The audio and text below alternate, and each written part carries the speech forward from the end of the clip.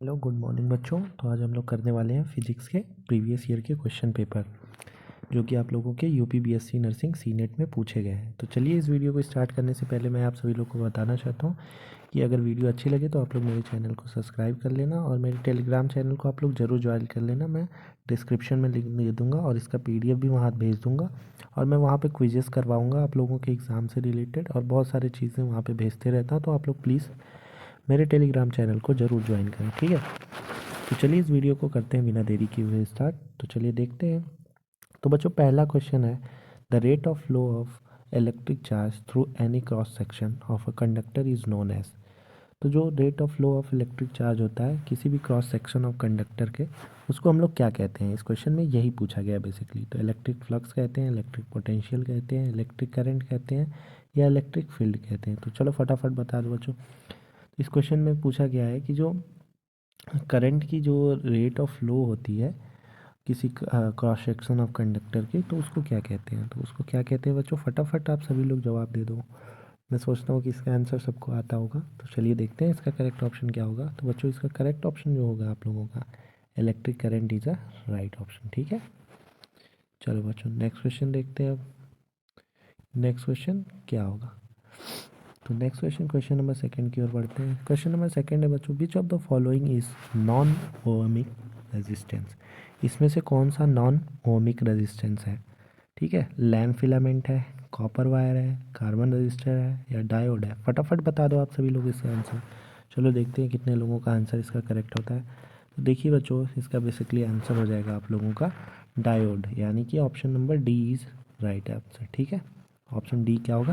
Right answer. चलो तीसरे question की ओर बच्चे पढ़ते हैं। करंट डेंसिटी क्या है? इस स्केलर क्वांटिटी है, वेक्टर क्वांटिटी है, डायमेंशनलेस क्वांटिटी है, none of this. Current density क्या होती है बच्चों? स्केलर होती है या फिर वेक्टर होती है? देखो स्केलर क्या होता है, जिसके पास सिर्फ मैग्नीट्यूड होता है, और जिसके पास मैग्नीट्यूड और डायरेक्शन दोनों होता है उसको बोलते हैं हम लोग वेक्टर क्वांटिटी। तो ठीक है, इस क्वेश्चन में यही आप लोग को बताना है कि करंट डेंसिटी क्या है, स्केलर है, वेक्टर है या फिर डायमेंशनलेस है, ठीक है। तो चलिए इस क्वेश्चन इसका आंसर देखते हैं फटाफट कि इसका करेक्ट आंसर क्या होगा। बच्चों इसका करेक्ट आंसर जो होगा आप लोगों का, वो हो जाएगा करेक्ट ऑप्शन आप लोगों का इसका वेक्टर क्वांटिटी, यानी कि option number B is a right option, ठीक है बच्चों। Option B is a right option. चलो नेक्स्ट क्वेश्चन की ओर बढ़ते हैं। नेक्स्ट क्वेश्चन है बच्चों आप लोगों का, a horseshoe magnet is a example of. Horseshoe magnet जो है वो किसका एग्जाम्पल है? Natural magnet, artificial magnet, neither natural nor artificial, none of this option. कौन सा है? फटाफट आप सभी लोग जवाब दे दो इसका कि करेक्ट ऑप्शन क्या होगा। हॉर्स शू मैग्नेट किसका एग्जाम्पल है? आर्टिफिशियल का है, नेचुरल का है या फिर नाइदर नेचुरल और आर्टिफिशियल। आर्टिफिशियल मैग्नेट देखो बच्चों वो होता है जो कि मैन मेड द्वारा बनाया गया होता है, ठीक है, वो आर्टिफिशियल मैग्नेट होता है। और नेचुरल मैग्नेट जो मैन मेड द्वारा नहीं और नेचुरली बना होता है उसको हम लोग बोलते हैं नेचुरल मैग्नेट। तो इसका करेक्ट ऑप्शन हो जाएगा बच्चों option number A is a right option, ठीक है। चलिए नेक्स्ट क्वेश्चन की ओर बढ़ते हैं, देखते हैं नेक्स्ट क्वेश्चन। नेक्स्ट क्वेश्चन है बच्चों, ये freely suspended magnet aligns in which direction. ये कोई मैग्नेट है जिसको हम लोग फ्रीली छोड़ देते हैं तो वो किधर अलाइन करेगा, यानी किधर रुकेगा, किस साइड में, ठीक है, किस साइड में वो अट्रैक्ट होगा। तो इसका फर्स्ट ऑप्शन है साउथ वेस्ट डायरेक्शन में, east west, north south, north west. ये बहुत ही इजी क्वेश्चन है, आप लोग फटाफट बता दो कि इसका करेक्ट ऑप्शन क्या होगा बच्चों। इसका आंसर तो मैं जानता हूँ कि आप सभी लोगों को आता होगा क्योंकि ये बहुत ही ईजी सा क्वेश्चन है और ये आप लोग काफ़ी बचपन से पढ़ते हुए आ रहे हो। तो इसका आंसर बेसिकली आप लोगों का सभी का सही होना चाहिए। तो इसका करेक्ट ऑप्शन क्या हो जाएगा बच्चों? Option number C is a right option, ठीक है। चलिए नेक्स्ट क्वेश्चन करते हैं। The SI unit of magnetic flux is. Magnetic flux जो होता है उसकी एसआई यूनिट क्या है, ये इस क्वेश्चन में आप लोगों को बताना है। तो मैग्नेटिक फ्लक्स की एसआई यूनिट क्या होती है आप सभी लोग बता दो फटाफट। डाइन होती है, टेस्ला होती है, वेबर होती है, ओम होती है। डाइन, टेस्ला, वेबर, ओम। मैग्नेटिक फ्लक्स की क्या एसआई यूनिट होती है, यही आप लोगों को बताना है इसमें, ठीक है। तो देखिए एसआई यूनिट क्या होती है मैग्नेटिक फ्लक्स की बच्चों। डाइन, डाइन नहीं होती बच्चों। टेस्ला, टेस्ला भी नहीं होती। वेबर, हाँ वेबर होती है इसकी एसआई यूनिट मैग्नेटिक फ्लक्स की, ठीक है बच्चों। यानी option number C is a right option, ठीक है। चलिए नेक्स्ट क्वेश्चन की ओर बढ़ते हैं और देखते हैं नेक्स्ट क्वेश्चन क्या है। नेक्स्ट क्वेश्चन है the formula of electrostatic potential is. Electrostatic potential का फार्मूला क्या है? पहला ऑप्शन है work done upon charge, work done upon charge, या वर्क डन प्लस चार्ज, ठीक है, या वर्क डन माइनस चार्ज। तो इसका करेक्ट ऑप्शन आप सभी लोग बता दो फटाफट क्या होगा। तो देखो बच्चों, इसका करेक्ट ऑप्शन मेरे अकॉर्डिंग क्या होना चाहिए, आप सभी लोग फटाफट कमेंट बॉक्स में बताओ कि इसका करेक्ट ऑप्शन क्या होगा। तो बच्चों देखिए, इसका करेक्ट ऑप्शन जो होगा option number B is a right option, यानी कि वर्क डन अपॉन चार्ज को ही हम लोग क्या बोलते हैं? Electrostatic potential. इलेक्ट्रोस्टैटिक पोटेंशियल मतलब वर्क डन अपॉन चार्ज, ठीक है, work done divided by charge या work done upon charge is an electrostatic potential, ठीक है। ये option number B is a right option. चलिए नेक्स्ट क्वेश्चन की ओर बढ़ते हैं, देखते हैं नेक्स्ट क्वेश्चन क्या है। तो बच्चों नेक्स्ट क्वेश्चन बेसिकली है 1 volt is equal to dash dash dash style type, ठीक है, लोअर अल्फ़ा। तो 1 वोल्ट इज इक्वल टू कितना होता है, ठीक है। तो 1 वोल्ट इज इक्वल टू कितना होता है बच्चों? फटाफट आप सभी लोग जवाब दे दो इसका। तो देखो बच्चों, 1 वोल्ट इज इक्वल टू होता है बच्चों 1 जूल अपॉन 1 कूलम, यानी कि option number C is a right option. इसका ऑप्शन सी क्या हो जाएगा? राइट ऑप्शन हो जाएगा, ठीक है बच्चों, ऑप्शन सी राइट ऑप्शन। अब देखते हैं क्वेश्चन नंबर 9 क्या है। क्वेश्चन नंबर 9 क्या है बच्चों? चलो देखते हैं, बढ़ते आगे। The work done in a moving a unit of positive test charge over a closed path in an electric field is the work done in a moving a unit positive test charge over a closed path in electric field is infinite, always one, zero, negative. तो correct option क्या होगा? आप सभी लोग फटाफट बता दो। तो देखो बच्चों, इसका आंसर मैं आप लोगों को नहीं बता रहा हूँ, आप लोग कमेंट बॉक्स में इसका आंसर आप सभी लोग बताएंगे, ठीक है। देखता हूँ किसके किसके करेक्ट ऑप्शन होते हैं। जिसके जिसके करेक्ट ऑप्शन होंगे मैं उसके वीडियो को लाइक कर दूंगा और मैं कमेंट बॉक्स में पिन कर दूंगा करेक्ट आंसर क्या है। आप सभी लोग वहाँ से देख लेना, अगर आप लोगों को नहीं आता है तो, ठीक है। पहले आप लोग ट्राई करना कि देखो आप लोगों को आता है कि नहीं है। जिसको आता है वो लोग कमेंट बॉक्स में ज़रूर बताएंगे कि इसका करेक्ट ऑप्शन क्या होगा, ठीक है। चलिए बढ़ते हैं हम नेक्स्ट क्वेश्चन 10वें क्वेश्चन की तरफ। तो देखते हैं बच्चों 10वां क्वेश्चन क्या है। तो 10वां क्वेश्चन है आप लोग का, विच of the following factor does the intensity of light depend on. तो जो लाइट की इंटेंसिटी होती है वो किस फैक्टर पे डिपेंड करती है? फ्रीक्वेंसी पे, वेवलेंथ पे, या एम्पलीट्यूड या वेलोसिटी पे। तो फटाफट इसका आंसर आप लोग बता दो कि लाइट की जो फ्रीक्वेंसी होती है वो किस पे डिपेंड करती है? फ्रीक्वेंसी पे, वेवलेंथ, या एम्पलीट्यूड, या वेलोसिटी, ठीक है। बहुत इजी इजी क्वेश्चंस हैं, ऐसे ही क्वेश्चंस आते रहते हैं, ठीक है बच्चों। ज़्यादा टफ क्वेश्चंस नहीं आते हैं आप लोगों के यूपीपीएससी नर्सिंग एंट्रेंस एग्ज़ाम में। तो चलिए इसका देखते हैं करेक्ट आंसर क्या होगा। तो इसका करेक्ट आंसर जो होगा बच्चों वो आप लोगों का करेक्ट ऑप्शन हो जाएगा, यानी कि answer number C is a right option, ठीक है। चलिए नेक्स्ट क्वेश्चन देखते हैं। Who discovered Poisson's bright spot. Poisson bright spot को किसने डिस्कवर किया था, किसने खोज की थी पॉइजन ब्राइट स्पॉट की, ठीक है। पहला ऑप्शन है फ्रेस्नेल, रेलबैग, फ्रॉनहोफर, पॉइजन, ठीक है। पहला ऑप्शन है फ्रेस्नेल, रेलबर्ग, फ्रॉनहोलर, पॉइजन। तो किसने डिस्कवर किया था पॉइजन ब्राइट स्पॉट को? तो बच्चों पॉइजन ब्राइट स्पॉट को जो जिन्होंने डिस्कवर किया था उसका क्या नाम था बच्चों? फ्रेस्नेल नहीं था, रेलबैग भी नहीं था, फ्रॉनहोफर भी नहीं था। यानी कि देखो पॉइजन जो नाम है वो पॉइजन से मिला हुआ है, यानी कि करेक्ट ऑप्शन क्या हो जाएगा? पॉइजन, पॉइजन, यानी कि option number D is a right option, ठीक है बच्चों। चलिए आइए नेक्स्ट क्वेश्चन की ओर बढ़ते हैं। क्वेश्चन नंबर 12वां है आप लोगों का, for which of the following in the field of view is maximum. इसकी इन चारों ऑप्शन में से इसमें फील्ड ऑफ व्यू जो होगा वो मैक्सिमम होगा, यानी कि सबसे ज़्यादा होगा मैक्सिमम, ठीक है। तो कॉनकेव मिरर में होगा, कॉन्वेक्स मिरर में होगा, या प्लेन मिरर में होगा, या सिलेंड्रिकल मिरर में होगा।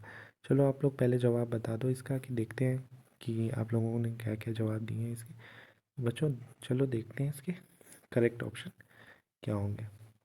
तो बच्चों इसका जो करेक्ट ऑप्शन होगा वो आपका हो जाएगा कॉन्वेक्स मिरर, यानी कि बी ऑप्शन राइट हो जाएगा, ठीक है। चलिए नेक्स्ट क्वेश्चन की ओर बढ़ते हैं। नेक्स्ट क्वेश्चन है विच of the following phenomena is use in optical fibre, यानी कि ऑप्टिकल फाइबर में कौन सा फिनोमेना यूज़ होता है? रिफ्रैक्शन, डिफ्रैक्शन, स्कैटरिंग या टोटल इंटरनल रिफ्रैक्शन। फिर से क्वेश्चन आप लोगों को एक बारी बता देता हूँ, मैं रिपीट कर देता हूँ कि इन चारों ऑप्शन में से कौन सा फिनोमिना यूज़ होता है ऑप्टिकल फाइबर में, रिफ्रैक्शन, डिफ्रैक्शन, स्कैटरिंग या टोटल इंटरनल रिफ्लेक्शन। तो बच्चों इसमें से जो यूज़ होता है, कौन सा फिनोमिना यूज़ होता है, तो वो फिनोमिना जो यूज़ होता है बच्चों ऑप्टिकल फाइबर में, उसको हम लोग बोलते हैं टोटल इंटरनल रिफ्लेक्शन, यानी कि option number D is the right option. ठीक है, ऑप्शन डी क्या होता है, राइट ऑप्शन। चलिए नेक्स्ट क्वेश्चन देखते हैं। नेक्स्ट क्वेश्चन है what did Rutherford alpha particle experiment prove. तो देखिए जो साइंटिस्ट थे रदरफोर्ड, उन्होंने जो एक्सपेरिमेंट किया था अल्फा पार्टिकल के ऊपर, उससे उन्होंने क्या प्रूव किया था, क्या सिद्ध किया था, यही इस क्वेश्चन में पूछा गया है कि रदरफोर्ड जो साइंटिस्ट थे उन्होंने एक एक्सपेरिमेंट किया था अल्फा पार्टिकल के ऊपर, तो उससे क्या प्रूव हुआ था, इलेक्ट्रॉन प्रूव हुआ था, प्रोटॉन प्रूव हुआ था, या न्यूट्रॉन प्रूव हुआ था, या न्यूक्लियस। तो इसका आप लोगों को करेक्ट ऑप्शन बताना है। तो चलिए बताइए आप सभी लोग इसका करेक्ट ऑप्शन क्या होगा। देखिए इलेक्ट्रॉन तो नहीं होगा, ठीक है, प्रोटॉन भी नहीं होगा, न्यूट्रॉन भी नहीं होगा, तो बेसिकली इसका करेक्ट ऑप्शन क्या हो जाएगा बच्चों, nucleus is a right option. ठीक है, यानी कि option D is a right option. ठीक है, चलिए आइए नेक्स्ट क्वेश्चन की ओर बढ़ते हैं। नेक्स्ट क्वेश्चन है Balmer series lies in which spectrum.